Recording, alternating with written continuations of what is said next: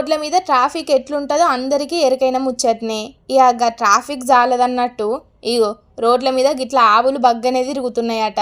ఇగో చూసిండ్రు కదా ఫ్లైఓవర్ మీద ఎట్లా లైన్గా నిల్చున్నాయో ఆవులన్నీ.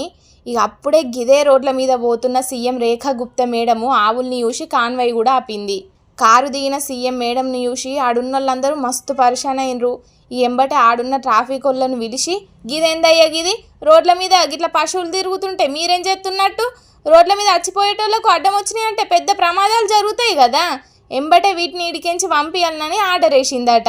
పట్నం రోడ్ల మీద పశువులు ఎక్కువ తిరుగుతున్నాయని గీనడమనే బడ్జెట్లో గోశాలల కోసం నిధులు కూడా పెట్టినాం కదా, జనాలకు ఇబ్బందులు కాకుండా ఉండాలని వాటిని రోడ్ల మీద తిరగకుండా చేయాలని ఆఫీసర్లకు ఆర్డర్ వేసినాం కదా, అయినా మళ్ళీ గదే రిపీట్ అవుతున్నది. ఇంకో మల్క గిట్ల పశువులు రోడ్ల మీద కానొచ్చినాయి అంటే మంచిగా ఉండదని ఆడున్న ఆఫీసర్లకు గట్టిగానే వార్నింగ్ ఇచ్చిందట సీఎం మేడము.